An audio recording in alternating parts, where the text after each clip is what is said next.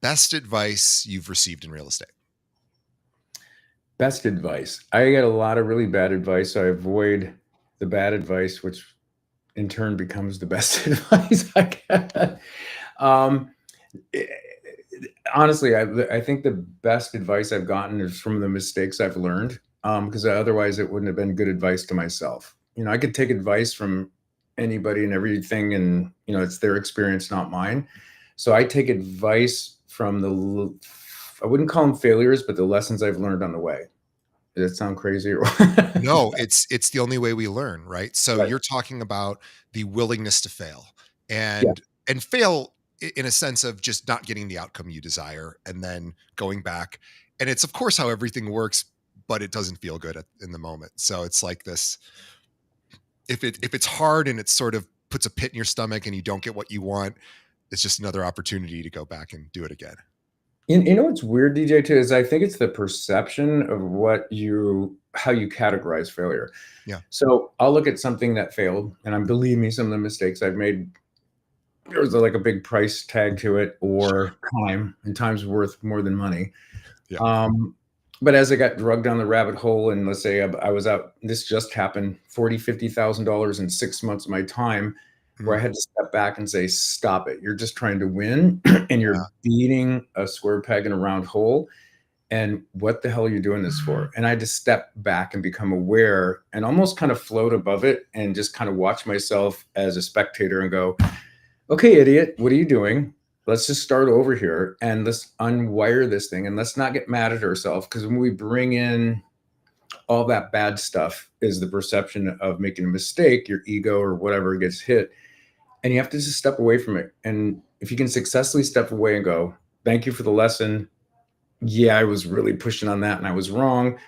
And I literally put it on a shelf. My mom called it, not to be religious or anything, my mom called it Jesus take the wheel, right? Yep. She's like, let God figure it out, or the Yep. universe, whatever. So I learned how to put this in this universal shelf of like, whoever's out there, go figure this out. Not to be too woo woo or anything, but what it does is it just takes it out of your brain and puts it in another place.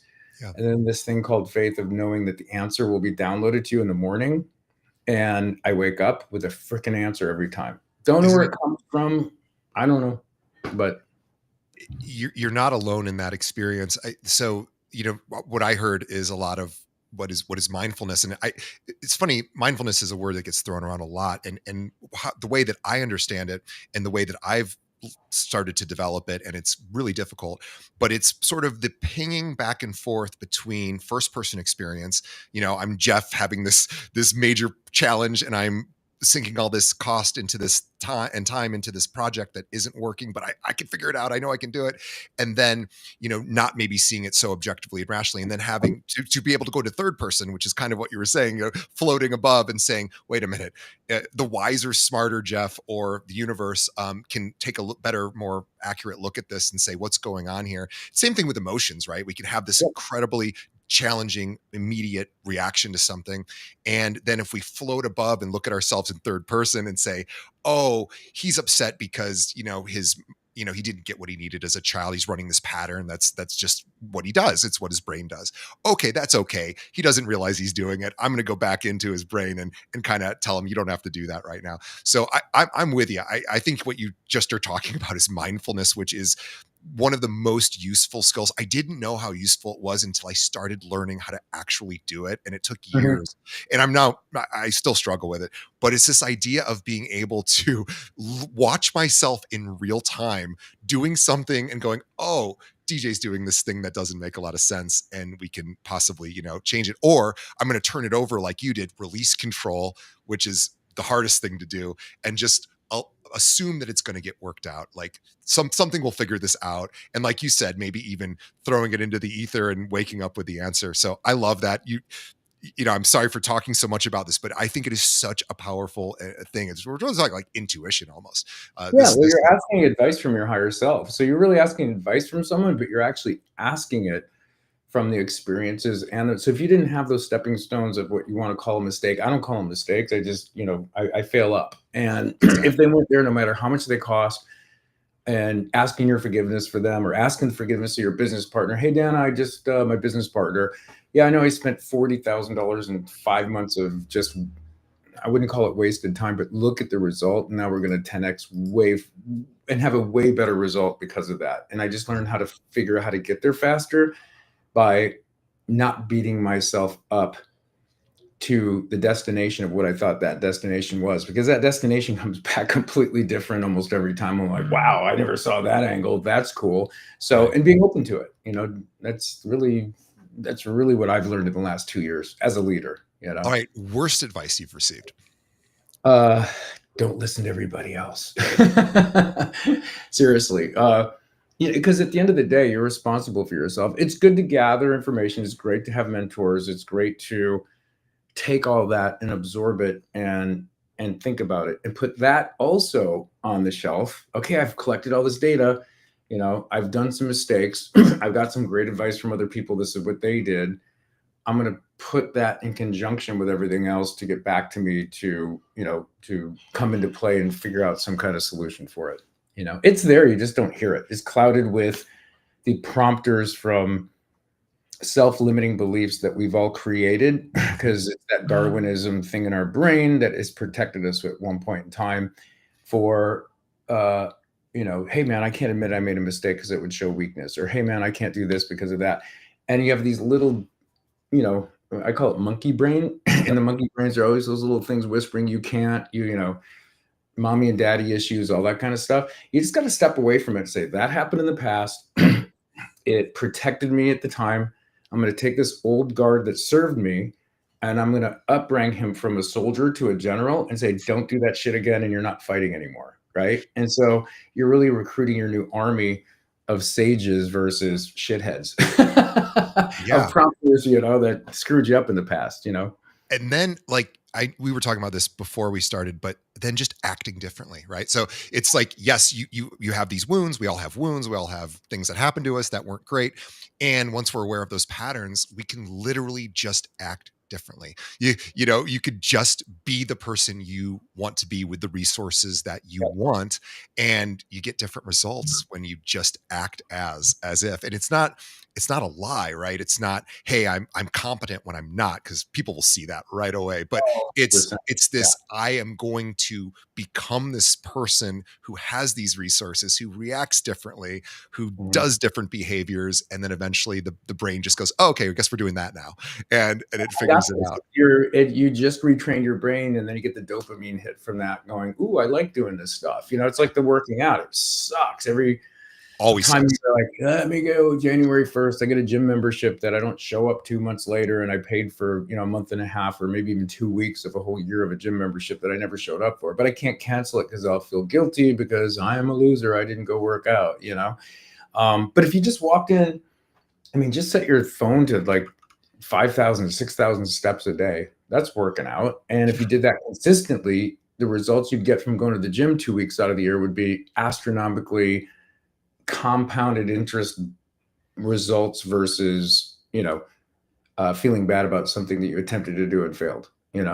Yeah, and then if you can't do it yourself, what I had to do for the gym, and again, I use this, I talk about this a lot on the show, and I apologize to our listeners who've heard me say it, but if you haven't and you're new, this was helpful for me. It's the expensive option, but it works for me. As I couldn't get to the gym myself, I'd let myself off the hook. I just wouldn't go.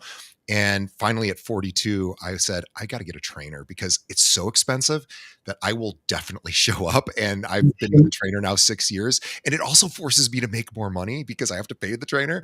And I know that the moment I can't afford it, I will stop. And I Yeah, am like in really the best shape of my life, and I've never missed. good for But you. but I pay for it, but that's what works for me. And so I had to, like you were saying, I had to try all these different things, and it was like, oh, I just need to pay for it, and when I pay for it, I'll actually do it. And for hopefully our listeners who are struggling to use the gym, hopefully you don't have to do that because that's a really expensive way to do it. But whatever works works. So anyway, I am a big believer in just keep trying different things until something works, like Yeah. you were saying. Jeff Biebuyck is our guest today, and he is a founding member of Frontgate Real Estate, which is consistently ranking among the top 1% in agents nationwide. He has over 20 years of experience in California's luxury market. Jeff specializes in high-end properties throughout Calabasas, Hidden Hills, and Greater LA, serving a sophisticated clientele, including celebrities, corporate executives, and entertainment industry professionals. He's a Detroit native who transitioned from the music and film industries to real estate. Jeff brings a unique creative perspective to luxury property marketing. His engineering background and advisory roles on multiple prop tech companies' boards, it really put him at the forefront of real estate tech innovation. He is a Compass agent, and you can follow him on Instagram at Jeff B Buck, and I will have a link to that. But it's Jeff, letter B, and then Buck, Buck, and we will have a link to that, and you can learn all about Jeff there. And you can just Google him; he's all over the place. Jeff, welcome to the show. Thank you. Nice to meet you, DJ. Finally meet you, I should say, because I was watching the show and it's like, oh yeah, it's him, live in person. Well, I think you and I have a lot of things in common, and it's really cool to. This is one of the best parts for me on this show is getting to meet people like you because I just, I love being able to talk to people who are kind of at the forefront of not just this industry but other industries. You're a tech guy, and you're also into marketing, and you just have a lot of thoughts, and I love people that have thoughts. So we're going to get into some of those thoughts. Let's first talk about your transition because you started in entertainment, right? And then went into real estate. So how and why? I think it started first with, I was in bands. I traveled and played out here in California, Sunset Strip, Troubadour, all that kind of cool stuff. I was a kid that was listening to in Detroit, listening to early Van Halen and Kiss. Sure. And laying in bed pretending I was in the show, literally pretending. I don't know why, it just happened. And I was fascinated with it. And I was pretending in my head, remember it, laying in my bunk bed, my shared bedroom with my brother, having a rock concert, listening to, these bands, and then getting all these cool magazines back there. And they were talking about this LA thing and the Sunset Strip and, where all these bands came from. Yeah. And I kind of just, I don't know if I even purposely did it. I just dreamt about it so much that I just ended up, fast forward, I'm standing on the stage at the Troubadour first show and I'm looking down at my boots going, wow, Jim Morrison stood here. I'm like, Yeah. holy crap, I'm done. That's a bucket list. What's next? So same thing happened with real estate. It was, not that I dreamt about, oh God, I wish I was a big, huge real estate agent. And that was not a dream. But what happened is I bought a couple houses. My wife got pregnant with her first son, didn't know what we were doing. We bought a house. We go out for our first walk and we just realized it was like straight downhill and we couldn't walk to anything, so we had to get in the car and drive. And she looked at me and she's like, oh man, we screwed up. I'm like, damn it. So went in, did some little repairs to fix it up, didn't realize that we were at the crux of starting to flip properties, but we fixed it up. I hired a real estate agent. Did not do a good job, didn't answer my questions. I felt just kind of really like lost in the process and nervous and scared. First house, all this money. I'm like, oh my God, this is a huge life moment. Here's our first kid. If we screw this up, what happens? So we sell the house. We did very well with it. It was kind of like an accidental flip. And then I saw what the agent got paid and the money he made and what I got in return for it. And I'm like, screw that. I'm going to go get a real estate license and not pay that guy again, Right. not realizing that I probably didn't have that good of an agent, at the time. And then we flipped. I don't even know. I would not even purposely, but I think we've only lived in houses from 18 months to 2 years to, for tax purposes or whatever, and did that 15, 20 times. Wow. And I ended up getting the license kind of just to save the money. But then when I was doing that, since I came from the music industry, a couple of my buddies that could buy big houses were like, hey, dude, I trust you. Sell me a big house. I'm like, all right. And then I got the paycheck for that. And I'm for a $5 million deal. I was like, whoa, I can do this and not even have to flip a house. Maybe I should do both. And that's what happened, how we got into luxury. And that's how I got into investing in homes. Wow. And amazing. And so that's how you built your clientele was through your own investing and people seeing what you're doing and saying, hey, he seems to know something. And it wasn't the traditional getting out there and kind of beating the pavement and becoming the local guy, I guess. Yeah, I mean that, and I've always been brutally, just savagely honest with people, not even just people or agents on my team, but just even clients. And if they came to me and I'm dealing with these, higher end properties. And they asked me my opinion. I'm like, I don't know. I'm new at this, man. But I'll find out and I will get the best answer possible because I have connections to everybody and anybody that I need to find this answer. So, I never tried to fake someone out to work with me for something that I wasn't. Yeah.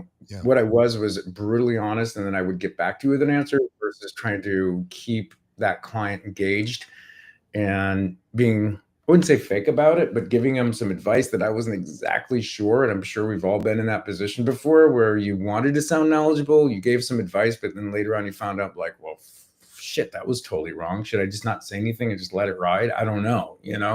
So that's my best advice for anybody is just be brutally honest. If you don't know the answer, I would, do unto others. If my accountant doesn't know a lot of shit, he does where he needs to know it. But if he needs to find something out, I trust him because he goes, you know what? I don't know. I got to check on that.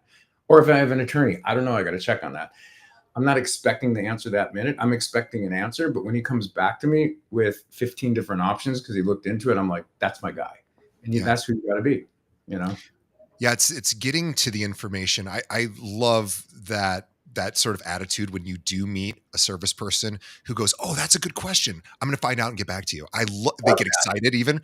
Like Mhm. it's like, "Oh, this person's into their job," and that's what you want from anybody who you're hiring. So I love that. What was the biggest sort of change for you or the biggest surprise maybe switching from music and entertainment to real estate? Like, are those worlds similar in any way, or are they different? I mean, obviously, the content is different, but how those worlds intersect? Was Getty Lee says in Rush, like all the world's indeed a stage and we're merely players, right? I don't even think it's Getty Lee, I think it's Shakespeare, but it's true. I mean, it's just a different stage. It's a different place to show up, it's a different place to perform, it's a different place to build a tribe. So I always kind of looked at, and I never thought I'd have a 60 agent team or band. I look at it like this way. We went from doing local bars to Lollapalooza to Coachella to, getting it, as the team gets bigger, there's more roadies, there's more road managers, there's more accountants, there's all this kind of stuff. And I don't want to make it not fun anymore. I want to be able to, like, if I'm going on stage and being able to perform, that all the chaos that happens behind as you grow bigger on this tour doesn't take the life out of that performance, Mhm. meaning that the message I'm trying to do, whether it's a first time home buyer, an agent starting out on my team trying to build their career, I want to come into that fresh and full of energy and and focus so that it doesn't get watered down because like I just got too much other noise and I can't bother with you, because I think that's what takes away from a lot of artists. I think that takes away from almost anyone. So I really try to get that laser energy focus like it was the first time, you know, and really focus on that versus getting it watered down to when you scale out too big, you just lose it. I love that. So really trying to make sure that at the end of the day, the end product, I guess, is a laser focused product, and getting all of the background operational stuff sort of figured out and not letting it affect the performance, I guess is what I'm hearing. 100%. I got a call yesterday and I got really upset because what I promise I deliver. And because it's not a person on my team's fault if we get too big, that it doesn't matter. Right. So at one of my agents that was very important, she was getting her real estate career back on track, which is why she joined my team. Right. And I'm getting paid as a partner to perform. So if she comes on and for whatever reason something didn't happen, it just listed, just sold. It could be menial stuff like who gives a shit, right? Oh, someone didn't see your post that nobody's looking at, your page because you don't have enough followers anyway. But it mattered to her, and that right person might have seen it regardless of the size of that. So it could have been frivolous, but for me personally, I was like, hey, why didn't that happen? And that's what I promised. And I had to go back to my team and go, guys, figure out where this broke, and I never want it to happen again because you are affecting my relationship with this client because they're going to lose trust from me because I promised them something. And that upset me more than anything this week. And I went to the Zillow convention. So that's bad. Not the Zillow convention, but I meant the fact that that bothered me more means that I'm laser focused on serving the agent on my team and their client and their performance versus this big ecosystem of like Zillow, tying it into my team and doing the sales. That's more important to me. Yeah. No, it's expecting a high level of service, right? And so that's I think those are good things to get upset about, in a reasonable way, right? So, uh, yeah, we could certainly. I found that the top agents, and we've had a lot of the nation's top agents on the show, and people like yourself who they just expect more. They just sort of go, I just got to sort of do a little better than everybody else. And it Mhm. doesn't necessarily even mean work harder, although that usually is part of it, but it's part of this like level of standard. It's like, we're just going to raise our standards. We're going to be the Ritz Carlton as opposed to, a La Quinta. And there's nothing wrong with being a La Quinta if that's your market. But if you Sure. if you want to play in a different type of arena, you have to show up a little differently. And so I totally agree with that. And having those standards well defined and expecting that from the team makes sense. And we should also mention, by the way, and Jeff has an amazing team. He has 60 people, and he's with Compass, a great company, and he is always looking for more talent. Just I'm a recruiter. I know that as well. So if you are somebody who is in the sort of that area of the country, and you are maybe independent, or maybe you're on a team yourself and you're not getting what you need, maybe you're not getting the direction or the tools or the support, and you're looking to see what other teams provide and what you can offer a team, I would encourage you to reach out to Jeff. Jeff, what's the best way another agent, if they want to connect with you, how should they do that? They can just go on frontgaterealestate.com. In the top, it says join the team, and all the information's on there about what we offer, what we do, the surface level of it. And then it's just connecting with me. Um, yeah. And we just kind of look at each agent that comes on the team individually. Everybody's different, man. Everyone has superpowers and everyone has kryptonite. I'm not going to try to force someone to become better. Like Superman, kryptonite's kryptonite. It's going to hurt you. It's not going to ever help. The best thing you can do is get it away, right? And focus on the superpower. So that's what we do. So if an agent has a kryptonite, why am I forcing use this, do this? You have to learn to do that. If it doesn't feel comfortable, don't do it. There's a way. If there's a will, there's a way. We find out what that way is because the will's already there, and then we just 10x that and take the kryptonite away. And that's our superpower as a team, because that's what I realized, that I hate forcing anything. I'm not a stick guy. I'm a carrot guy. And, I like carrots better than sticks. Who doesn't? Yeah, and not every team works that way. There are some teams that are stick focused, and Yeah. that works for them. But yeah, I absolutely feel the same way, and I think most agents probably do. So when you have top performing team members, and you know part of your job, I guess, as the team lead is to keep them motivated. And I think it sounds like you do that by really recognizing their individual goals and talents, and really kind of leaning in and going, let me help you solve this. And we'll find, because it's all about solving problems. And, Right, and, right. and that's what you really are, just a master problem solver. And by doing that, you're going to enable your team to succeed. So I am curious. I want to switch gears just a little bit, because I want to talk about market dynamics, because the market's obviously it's in a kind of an unusual place, and it depends what market you're in. But on the West Coast, I'm curious to get your thoughts. But Zillow, you were just out with Zillow, so I have been to some of those Zillow events as well, and I love it. Have a great relationship with people at Zillow, and they always have interesting insights with the data that they have, and a lot of it's stuff that isn't super intuitive. So I'm curious, uh, what are you seeing out there, and what are you thinking about as sort of for the future? Well, everybody's going to have their own micro community area level of things that happen. For instance, where we're at, we had these Woolsey fires before the LA Pacific Palisades fires. Woolsey fires are right in our backyard. This room I'm sitting in right now is evacuated from this house twice. Hmm. Um, so what's happening, and it's happening across the country, Florida with floods, Texas with storms. I mean, you name it, California with fires.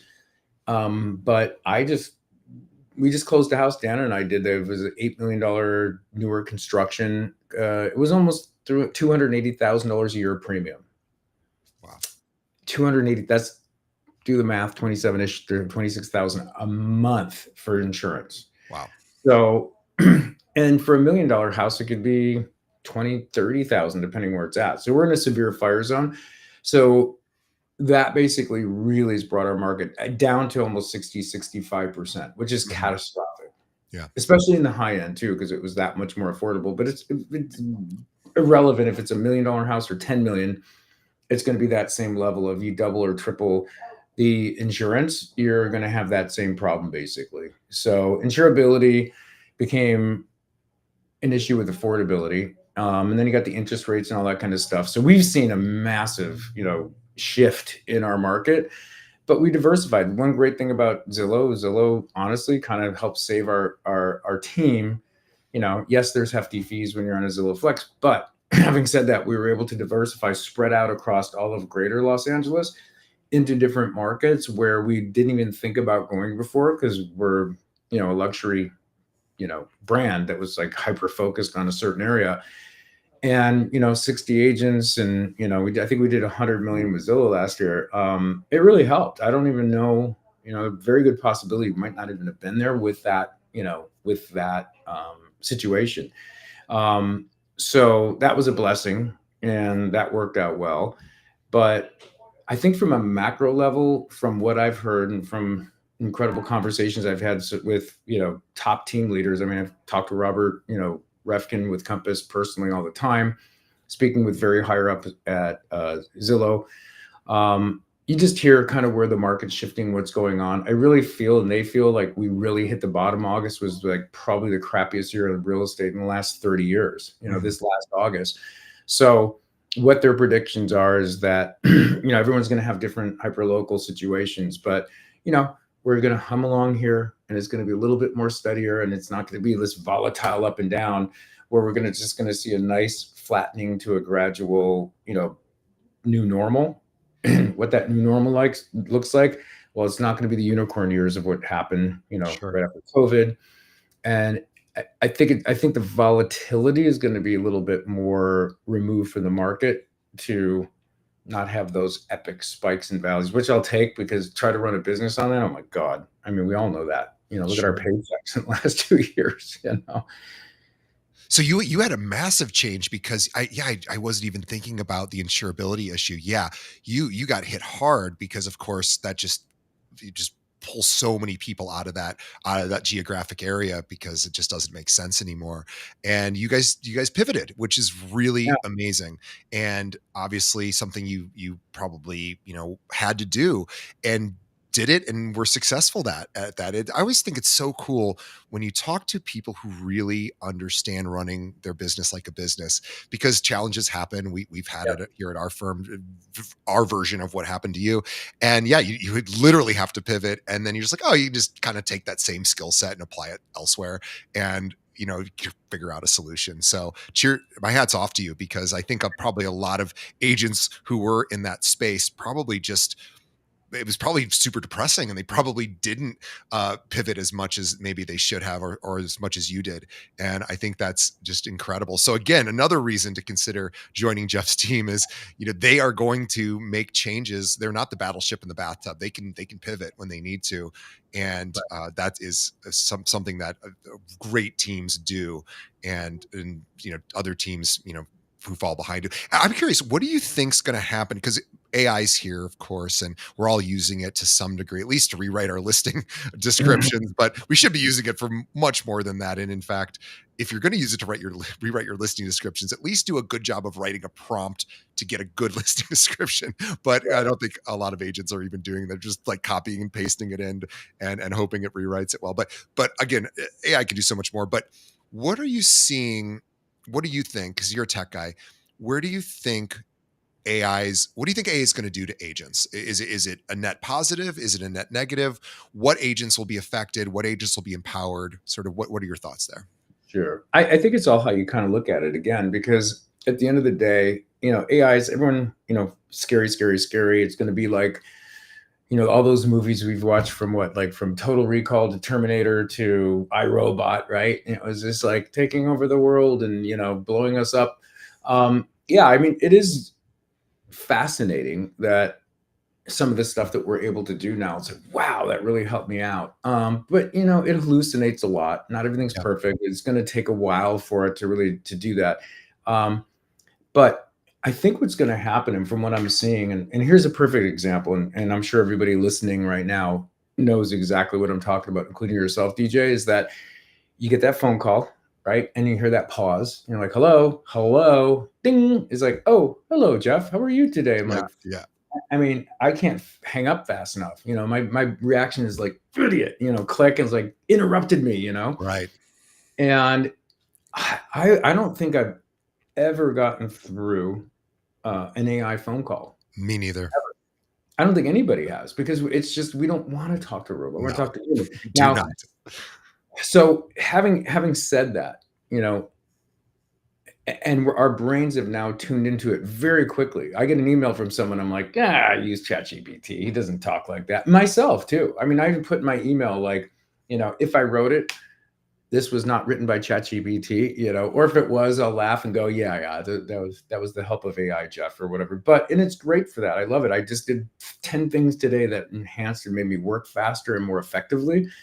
But I'm here to tell you, and then it'll be interesting to have a conversation for our 10 years future selves. AI is not going to ever replace you. It's not going to replace me.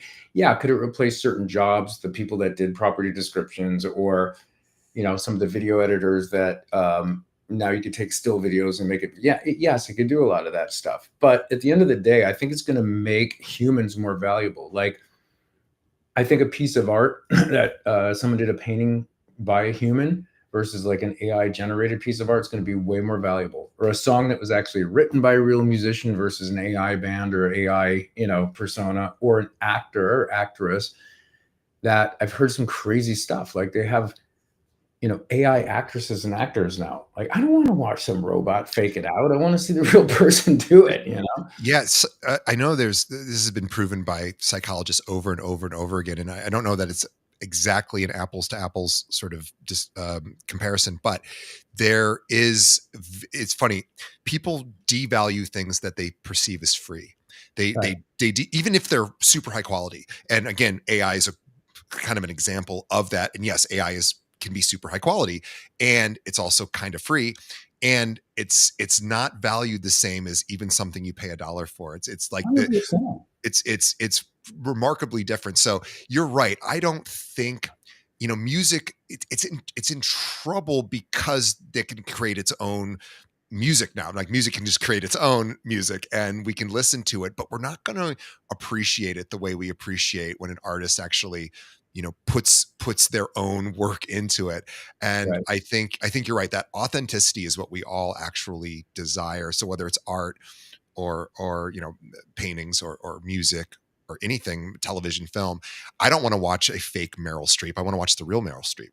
100%. And that's why when people are working with a person that's enhanced with AI that helps me do my job better and more effectively, that's the winner. But I think that it's going to become more valuable to have that relationship and focusing on that relationship and keeping those relationships, because nobody can take that away from you. And Right. you and I can go and make the most incredible AI spouse on the planet. She will do anything and everything we want her to do, or it or her or him, and it will literally be the perfect spouse. It won't talk back, won't tell me to do the dishes, won't yell at me when I'm being stupid. And at the end of the day, I'm going to feel really super empty Right. because even though it performed perfectly, um, that it's just not that same person, that soul to soul contact. I had a very wise person once tell me, and this is pre AI, but he said, because I would bring my dog to, I had this little chihuahua, and I would just bring her everywhere. And so he once said to me, he was much older and wiser, and he's passed away now, but he said something that was so brilliant. He said, do you love your dog? I said, yeah. Does your dog love you? I guess so, whatever. And he'd say, is it a fulfilling relationship, you and your dog? And I thought about it and I went, no, it's really not. He goes, do you know why that is? And I said, no. He goes, because there's no risk. She can't leave you. The dog's never going to leave. Mhm. He said that's why relationships are so important, because there's risk. And he said that's why it's so important to have relationships, because there's something at stake. And you're right. We could build these fake girlfriends or fake wives or these AI assistants, and that's great. And there's things that can be useful there, but to have it replace an actual human relationship is you're right. It's empty. It's hollow. It is not. It is not going to give us a feeling of actual connection. So 100%. I love that you said there's something at stake because that's so true. Because look, our whole lives, look, we wake up, we're born and we die, and we pay taxes, and that's pretty much the only variable. Anything else can happen in between, right? But we know yep, those variables are going to happen. you know, um, but something at stake, yeah, something that invokes change or something at risk are the things that you value the most, right? What makes it exciting? If I sit down and I just got back from Vegas and I'm like, hey, I know I'm going to walk away with $1,000 from this bet, it's going to be boring as hell. But if right. I put my money in going, oh God, it's just $100, it's all, and you're sitting there freaking out. And when you win, it makes it so much exciting because there was something at stake. So I 100% agree. I love that you said that. I Yeah. actually wrote that down. So Well, I do not mean any disrespect to any other pet owners. I have two cats. I love my cats, and they love me the best they can. But you're right. He's right. They can't really leave, and so as a result, but humans can, and sometimes do, and that's where you have to keep those relationships. And it's really no different from clients. Clients can leave. Clients can take off, and if you don't maintain those relationships, they will. And so that's where because you're putting in hard work then, and the hard work is like going to the gym. It's not the muscles in the mirror, it's the right, hard work that is really what builds the character. Because you're right, it's like the end result is just the end result. Either you get the muscles or the whatever, or you don't. But I've also found, I don't know if you would agree with this, but I found that when I've achieved goals, it's been so surprising to me in my life, big goals, that it's often super depressing, like immediately after. And I was like, one of the biggest surprises of my life is like, oh, I thought I wanted the thing. It's like, no, I didn't want the thing. I just wanted all the work it takes to get to the thing. It's interesting you say that because what happens is that's a self sabotaging subconscious thing that actually happens. So Yeah. if you learn to enjoy the journey on the way, that's the result, right? Yep. And a lot of stuff happens in that journey, and later on in life, you find out it was like, oh, it was the whole path there. It wasn't getting there because subconsciously you don't really want to get there because then you stand at the summit by yourself and you're like, Yeah. shit, now Yeah. what? Yeah. And a lot of people don't get to the summit because they subconsciously sabotage themselves from getting there because they don't really want to go there. But if you can get back, say, yeah, I'm going to hit that summit. I'm going to turn back around. I'm going to hit that summit. Then I'm going to hit Yep. You that just keep summit. going. Yeah. And you just keep going. Then you're not setting yourself with I hate putting benchmarks. Someone's like, how many person team do you want to get to? What dollar amount? I'm like, I don't know. I'm just surfing the wave and whatever feels good. When it doesn't Yeah. feel good, I'll scale back and adjust, but I'm never going to put a number or anything on everything because the number's infinite. I don't know. I'm just going to let it You're go at right, that. and you don't know what the number is, and what matters is the all the work it takes to get to the number, and that's the journey. And you are so right. I always think about direction versus goal. Like I'm heading in this direction, and Mhm. yes, there's markers along the way, and I have to obviously maintain my finances and make sure I'm not I'm doing things in a responsible manner, but I'm really not looking for the thing because I know the thing itself is oftentimes not the thing. It's Right. just the direction because okay, so let's say I want to get, perfect six pack abs. Like, okay, that's possible, I guess. And I could do all the work. And then it's like, then I get to it and it's like, all right, now what's next? Like, I just You're look at sitting there looking admire in the my mirror abs all all the your time. Yeah.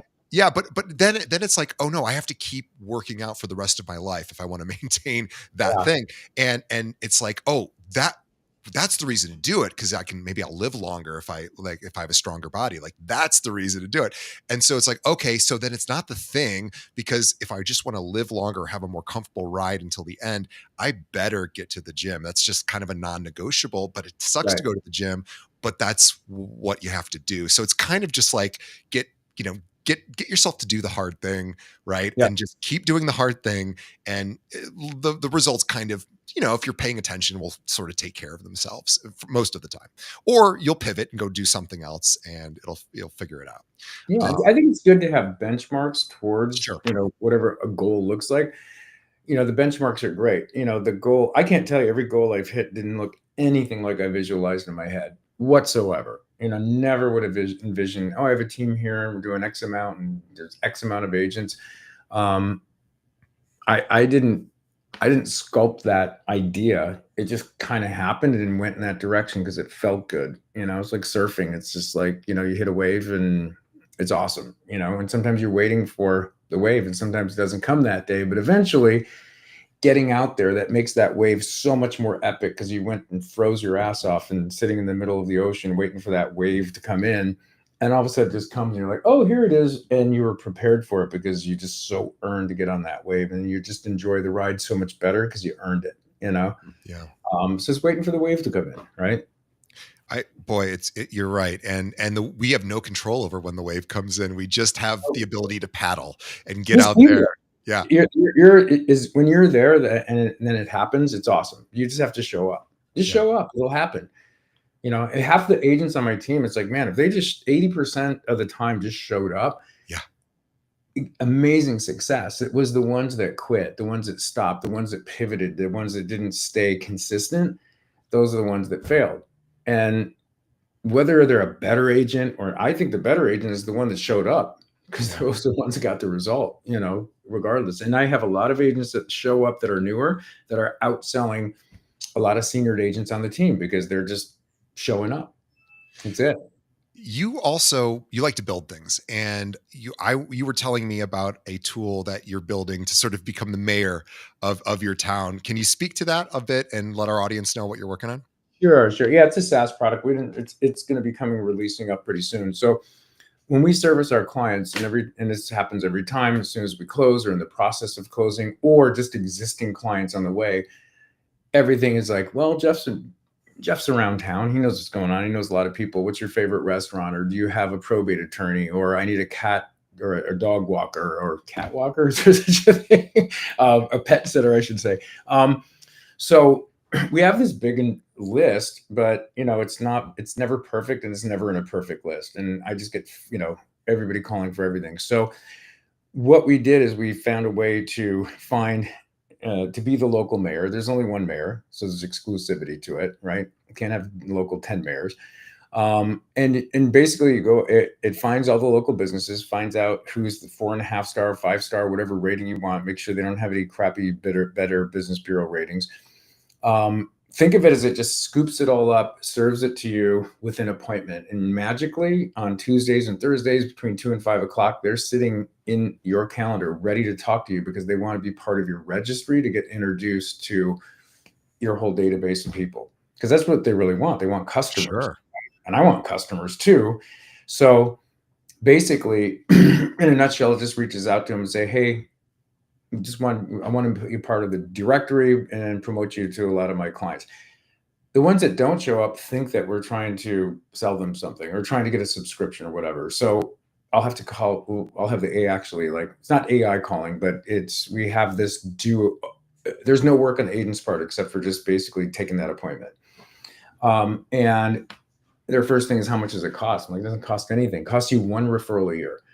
So think of everybody in your directory that you build up throughout the year, giving you 1 to 3 referrals a year because you're training them to refer. It's huge. Well, just do the math on it. If I have my median price point's $1.5 million, 2 million where I live, or even let's just call it $1 million.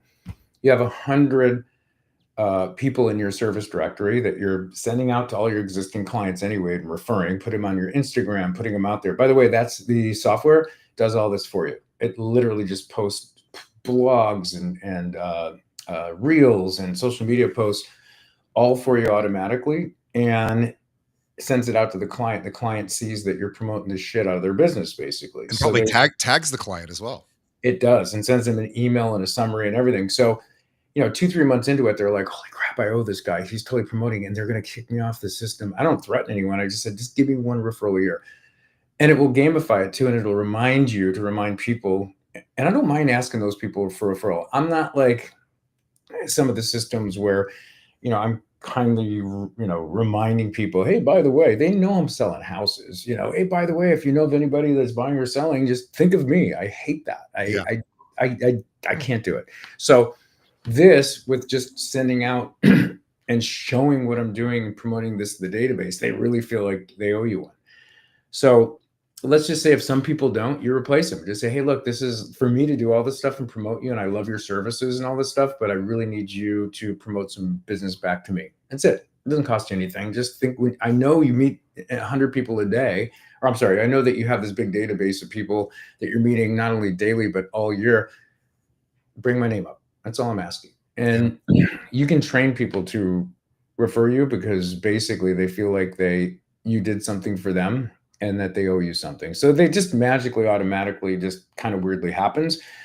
So if you have 100 people, let's say some people gave you two or three and some gave you none. Let's just say if you still got 100 referrals. Well, instead of me paying for 40% for a Zillow Flex lead, or instead of me paying a referral fee to another agent, or me paying like as a lead service through getting a pay-per-click through Ylopo, um, if I have somebody saying, hey, my friend DJ wants to buy a house, and give him a call. He said he wants to sell it or buy something next week or next year or thinking about selling, and connects me. My closing ratio on those are way higher. Like, Sure. let's say if it's a like on a pay-per-click lead, it's like a 1% conversion Right. realistically. Zillow has the best leads out there, and that's like a 5 to 10%. If you're good.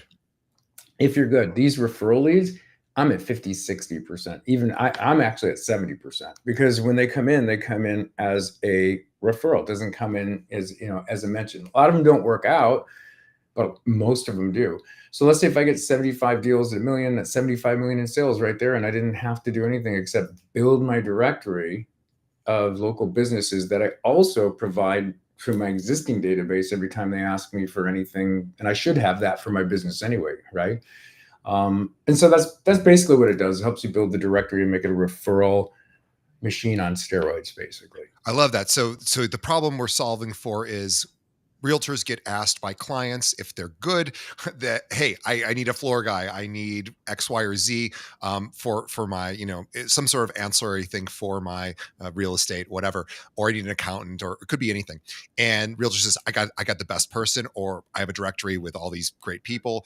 Realtor then goes, finds the best accountant. It's a very arduous process because you got to build that manually. It just takes time. What Oh, you're hang doing on. is your system is going in and saying, here are the best people that we can find based on reviews in your area. And we're going to set up appointments with those service professionals. And we're going to say, hey, let's develop a reciprocal relationship here. I'm going to send people to you. All I ask is talk about me if you ever hear anybody moving. And and that's it. There's no cost. I'm going to promote you. I'm going to make content about you because I want all of my followers on social and my email list to know about you, Mr. Dentist, or whatever. And we are going to promote each other. And I'm going to tag you, and we're just going to see what happens here.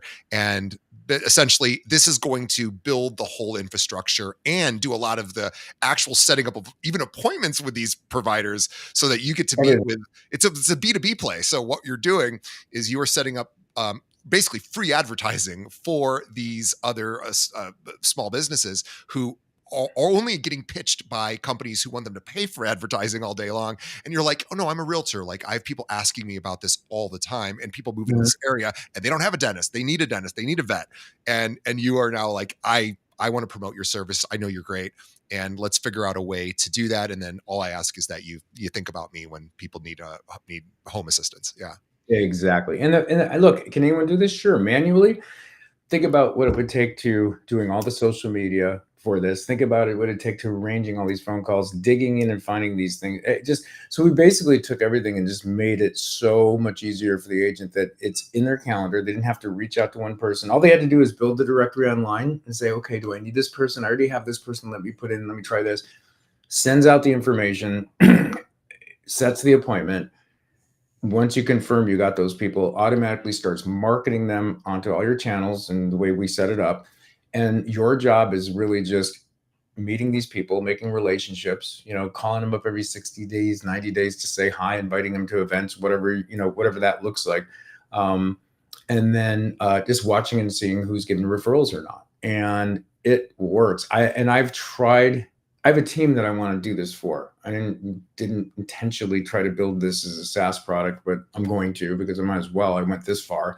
But it really it gets somebody that, even a brand new agent going, I don't have anybody in my database. I'm new to this area. I don't have 250, 300 people to even start with. Well, how about you take this machine within 90 days, you'll have 100 people in your database and you'll be having incredible conversations, of which, by the way, it's like, oh, DJ's my dog walker. DJ, do you own a house? Yeah. He goes, let me give you a home market evaluation through Real Scout, and I'll put you on my regular emailer so you can see that. Now I'm top of mind to DJ, not only as a Right. client, but as a referring influencer, local micro influencer. No AI, nothing. Nobody's ever going to take this away from me, because I've built my tribe.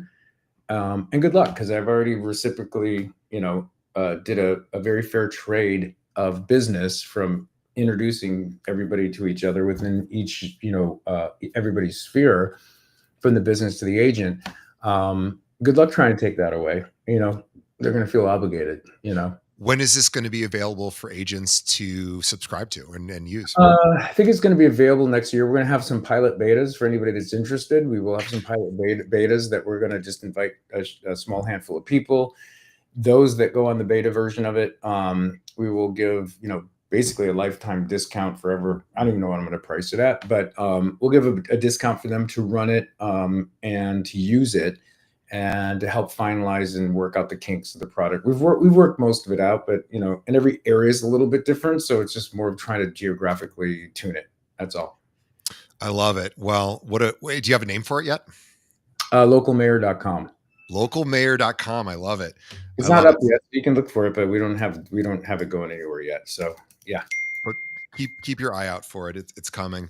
And Jeff, what a great conversation. I want to thank Jeff on behalf of our audience for he's a busy guy and he does hundreds of millions of dollars in business a year with he and his team, and he took time to really share his strategies and really his wisdom and his experience. And again, these podcasts are relationship driven as well, and we really honor you for coming on our show and giving up serving our audience out of the goodness of your heart. So we appreciate that. If you are an agent in the greater LA area and you want to work with Jeff and his team, of course he doesn't work with everybody, so make a good pitch for yourself, figure out what you can add value to Jeff's team and reach out to him, Jeff Biebuyck, and we'll have all of his contact information is in our show notes. So reach out to him and his team. He does some really cool things, and he's always looking for the next and greatest, not only agent, but also opportunities in technology and just how to help make your business run more effectively, and